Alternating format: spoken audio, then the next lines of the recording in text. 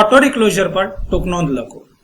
તો ફોલ્ટના સમયગાળાના આધારે ફોલ્ટને ત્રણ રીતે વર્ગીકૃત કરી શકાય. એક છે ટ્રાન્ઝિયન્ટ ફોલ્ટ, બીજો છે સેમી પરમનન્ટ ફોલ્ટ અને ત્રીજું છે કાયમી અથવા તો પરમનન્ટ ફોલ્ટ. હવે આ ટ્રાન્ઝિયન્ટ ફોલ્ટ ખૂબ જ ઓછા સમયગાળા દરમિયાનના હોય છે અને લગભગ પાવર સિસ્ટમમાં થતા 80% ફોલ્ટ આ ટ્રાન્ઝિયન્ટ પ્રકારના હોય છે.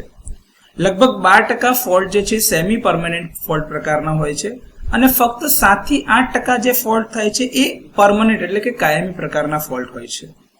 આમ ટ્રાન્સમિશન લાઇનમાં થતા મોટા ભાગના ફોલ્ટ ટ્રાન્ઝિયન્ટ પ્રકારના હોય છે.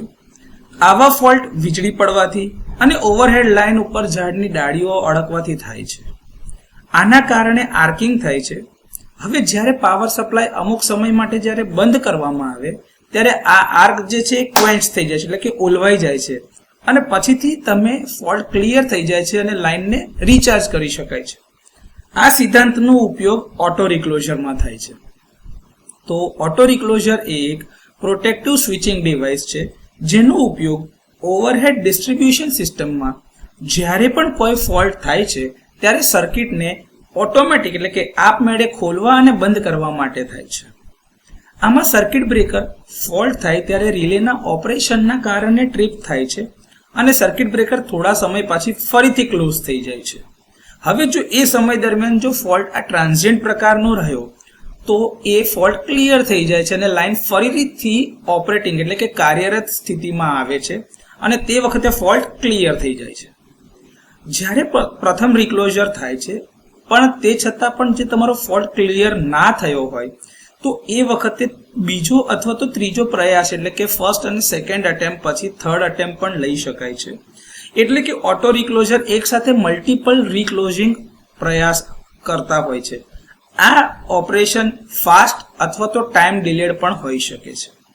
જો ફોલ્ટ તમારો પરમનન્ટ એટલે કે કાયમી પ્રકારનો હોય તો તે વખતે ખામીયુક્ત ભાગને હેલ્ધી ભાગ એટલે કે પાવર સિસ્ટમના સારા ભાગ સાથેથી એને અલગ કરવામાં આવે છે, વિખૂટો કરવામાં આવે છે, જેને એવું કહેવાય છે કે ભાઈ તમારો ફોલ્ટી સેક્શનને લોકઆઉટ કરવામાં આવે છે. જો હજુ પણ ફોલ્ટ ચાલુ રહ્યો એનો મતલબ એવું થાય કે આ લોકઆઉટનો મતલબ કે ભાઈ તમારું બ્રેકર જે છે એ હવે ઓપન હાલતમાં રહેશે એટલે કે ક્લોઝ થશે જ નહીં.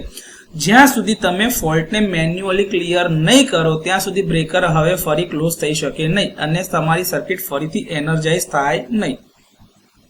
ઓઇલ સર્કિટ બ્રેકર અથવા તો આ રિક્લોઝરનો ઉપયોગ જે છે એ રૂરલ ડિસ્ટ્રીબ્યુશન સિસ્ટમમાં અને અનઅટેન્ડેડ સબસ્ટેશન જ્યાં હોય છે ત્યાં આગળ આમાં વ્યાપકપણે ઉપયોગમાં લેવાય છે.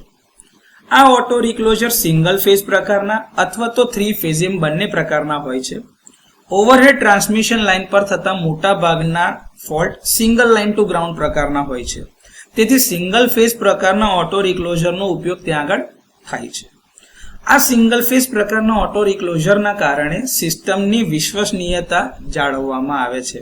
કારણ કે પાવર સપ્લાય અન્ય બીજા 2 ફેઝ દ્વારા જે હેલ્ધી હતા એના દ્વારા ચાલુ રાખવામાં આવે છે.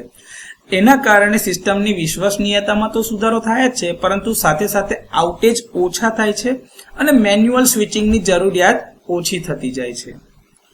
અત્યારે જે આધુનિક એટલે કે લેટેસ્ટ તમારા ઓટો રિક્લોઝર જે આવે છે એ માઇક્રો પ્રોસેસર આધારિત હોય છે જે રિમોટ કંટ્રોલ અને સ્કાડા સિસ્ટમને સપોર્ટ કરે છે.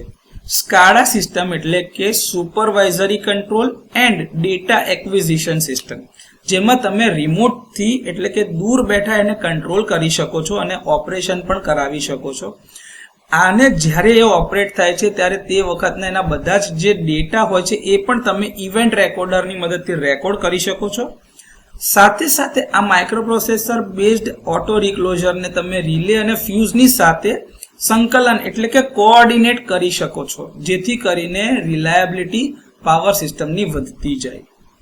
ઝડપી ઓટો રિક્લોઝિંગમાં જે સમય હોય છે લગભગ 20 સાયકલ સુધીનો છે અને વિલંબિત એટલે કે ટાઈમ ડિલેડ પ્રકારનું જો ઓટો રિક્લોઝિંગ હોય તો તેના માટેનો સમયગાળો 5 થી 30 સેકન્ડ જેટલો હોય છે.